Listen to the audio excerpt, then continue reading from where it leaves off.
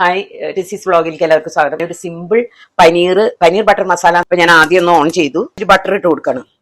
കുറച്ച് മഞ്ഞൾപ്പൊടി, കാശ്മീരി ചില്ലി, കുറച്ച് മല്ലിപ്പൊടി. അതിലേക്ക് പനീർ ഇട്ട് കൊടുക്കാം. മൊരിയൊന്നും വേണ്ട, ജസ്റ്റ് ഒന്ന് വറുത്തെടുത്തു. ഇത് വലിയ ക്യൂബായിട്ട് കട്ട് ചെയ്യായിരിക്കും നല്ലത്. ഒന്ന് വറ്റൽമുളക് ഇട്ടു. ഒരു തുണ്ട് ഓയിൽ ഒഴിച്ചു കൊടുക്കണം കേട്ടോ. പച്ചമുളക്, വെളുത്തുള്ളി, ഇഞ്ചി ചേർക്കുന്നില്ല. കുറച്ച് ഓയിൽ ചേർത്ത് കൊടുക്കുന്നുണ്ട്. പൊടിയായിട്ട് അരിഞ്ഞ ഒരു സബോള, വലിയൊരു സബോളയാണ്, അത് ഇട്ട് കൊടുക്കാം.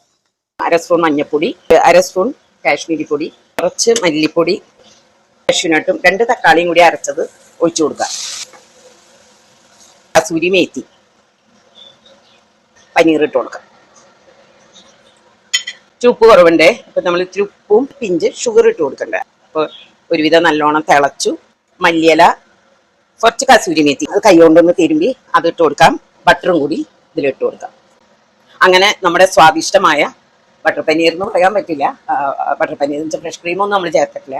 ചപ്പാത്തിക്ക് സിമ്പിളായിട്ട് നമുക്ക് ഉണ്ടാക്കാൻ പറ്റുന്ന ഒരു കറിയാണ്. അപ്പൊ എല്ലാവരും ഇത് ഉണ്ടാക്കി നോക്കി ഫീഡ്ബാക്ക്. സിമ്പിളാണ് ഉണ്ടാക്കാനായിട്ട്.